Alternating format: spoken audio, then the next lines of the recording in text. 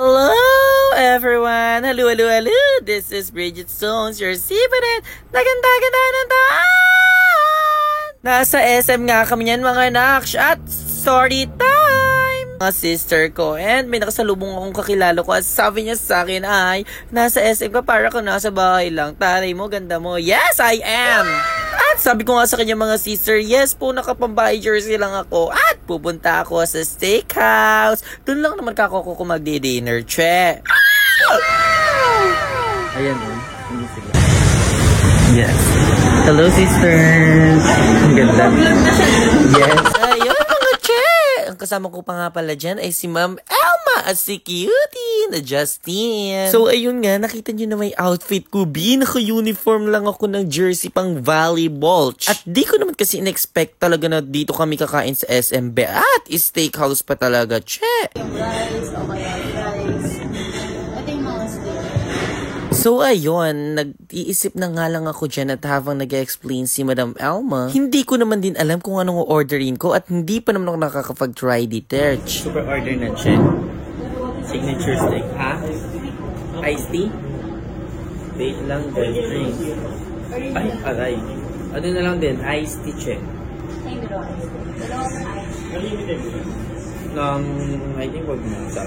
Ayun, ang in-order ko nga pala is narinig yun naman mga cheres sa kakainis. Hindi ko na nga muna pinaali ang aming iced tea kasi alam nyo namang super diet a catch. Super water lang, Take pa si madam. Cherudu! Just after a couple of minutes mga sister ko, dumating na rin ang aming orders.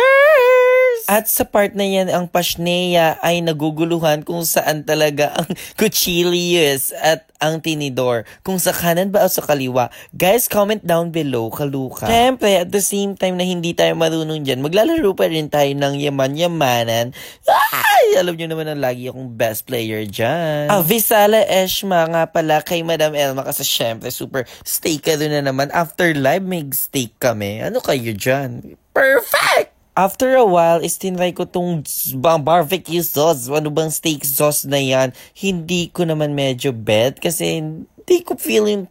Alam niyo may taste buds ko, pang college. Diyan ako sanay eh. Alam niyo ba na ang alam lang ata ng dila ko, adobo, just ganun talaga. Alam niyo yan. Pero syempre, di natin malalaman ang lasa niya kung hindi natin ito try, diba? Kaya i-try nyo din yung mga hindi nyo alam, mga BS friends. So next is, naglagay na din ako ng pepper as you can see kanina, diba? Ayan o, super tak-tak pa rin ako dyan. Then, nung nalaman kong paminta pala ako, tinigilan ko na baka, masobrahan naman na, Kers. OA. Siya nga pala guys, kasi itong order naming signature is may kasama na siyang fries saru, may kasama na siyang sauce saru, at saka may isa pa alam ko, rice saru. So, tinikman ko na din ang fries. Sinausaw ko muna ito sa Gravelicious. And, super effect naman siya sa taste buds ng manika. Avisala, pasneya ka. Charasoy. Akala na naman ata niya, nakakatawa siya. Yes, nakakatawa, diba? Wow! Wala na akong masabi. Hindi na kasi it's Emil Vlogs. Iba ka talaga, Emil. Mahusay ka sa voice over Richie. Ayun, as of my voice over nga pala is nagugutom ako. Ay, kasi lagi sinasabi nila na nagugutom ulit sila kasi 'di ba late na yung voice over sa may sa nangyari. Kaya ako sasabihin ko rin nagugutom ako. Kaya nilagay ko na J Gravelicious. So nagka-crave ako ngayon sa kanya. 'Di ba nakakatawa? So ayun mga check, kasi ganito yung nakikita ko sa TikTok yung mga gantong ini-slice nila tapos binubusan nila ng gravy. So kinaya ko sila mga B at tingin ko naman tama ako. Kung mali ako, tamaan ka sa akin. I-chika ko na nga lang din pala sa inyo mga madam ko na super chika dyan si Ate Elma. More chika-chika siya dyan. Sabi ko, Dedma, super laps lang ako dito sa iyo, te. Dedma muna, te. Tommy ako Alam nyo din pala guys, based on my experience here, chalas, paka-OA, first time lang naman niya. The steak is good, it is so tender, and it's so juicy, you know? Feeling. Kasi ito talaga kwento ko sa inyo, madaming steakhouse ang mga ali-ali. Guys, ang first time ko, super nakakabusog pala siya. Ang bigat niya sa tiyan. You know guys, that All the food that I've eaten. Yes, charot. Basta naubos ko yan, tapos busog na busog ako, be. Akala ko, sabi pa, muntik pa ako mag-Andy. Di ko din pala masusulit. Nakakainis. Buti na tama ang aking desisyon. At ayun, medyo nakita nyo na ang mga kili-kili ko sa pag-angat-angat kapag kuha-kuha ko ng kung ano-ano. Huwag na lang kayong maumay, mga che. Ayan ay naiwan lang sa may kalan. Nasunog lang siya, mga che. Pero ayan, wala tayong magagawa dyan. Nasunog na Ano pa, mababalik pa ba natin yan?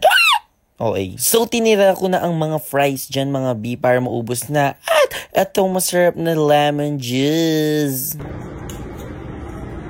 Ayan nga yung mga pinapako. Tignan nyo naman kung gaano kasarap yung juicy-licious nating steak na yan. Kung naiinggit ka, bumili ka. Charot. At kung natapos mo nga ang video na to at nainis ka sa pinagsasabi ko, paalam na sa'yo. Pashnea, leche! Charot. Maraming salamat sa panonood.